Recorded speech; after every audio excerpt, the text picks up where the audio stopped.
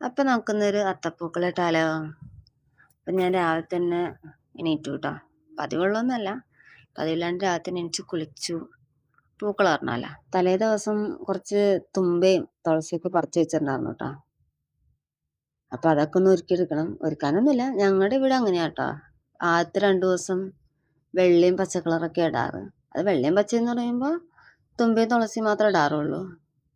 ഞാൻ വിചാരിച്ചു ഇത് ഇവിടെ കിട്ടാൻ ഭയങ്കര പാടൊക്കെ ആയിരിക്കുമെന്ന്. പക്ഷെ ഇവിടെയൊക്കെ ഇഷ്ടം പോലെ ഉണ്ടായിരുന്നു കേട്ടോ. ഇവിടെ അവിടെയൊക്കെയുള്ള പറമ്പുകളിലൊക്കെ നിറച്ച് തുമ്പ ഉണ്ടായിരുന്നു. പണ്ട് ചെറുതായിരുന്നപ്പോൾ ചാണകത്തിനോടൊക്കെ ഭയങ്കര അറപ്പായിരുന്നു എനിക്ക്. പക്ഷെ ഇപ്പം അങ്ങനെയൊന്നല്ല. ഇവിടെ അപ്പുറത്തെ വീട്ടിൽ പശുവുണ്ട്. അപ്പം ഞങ്ങൾ തലേന്ന് തന്നെ അവിടെ നിന്ന് പോയി ചാണാനൊക്കെ എടുത്ത് വെച്ചിട്ടുണ്ടായിരുന്നു. ഞാൻ തന്നെ മെഴുകിയതൊക്കെ. കൊച്ച് ഭയങ്കര അലമ്പായിരുന്നു കേട്ടോ. അവൻ രാവിലെ തന്നെ അവന് ചെറുതായിട്ട് ജലദോഷമൊക്കെ പിടിച്ചായിരുന്നു. അപ്പം അതിൻ്റെതായ പ്രശ്നങ്ങളൊക്കെ ഉണ്ടായിരുന്നു അവന്. അവൻ എന്നെ ഒന്നിനും സമ്മതിക്കണ്ടായില്ല. അവൻ വേണ്ടിയിട്ടാണ് ഞാൻ മെയിനായിട്ട് ഓണിടാമെന്ന് തന്നെ വെച്ചത്.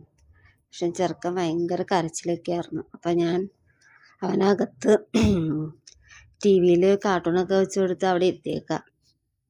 പണ്ടത്തെ ഓണമൊക്കെ എന്ത് രസമായിരുന്നു അല്ലേ? ഞങ്ങൾ പിള്ളേരൊക്കെ കൂടി തലേന്ന് പൂക്കളൊക്കെ പറിക്കാൻ പോവുക.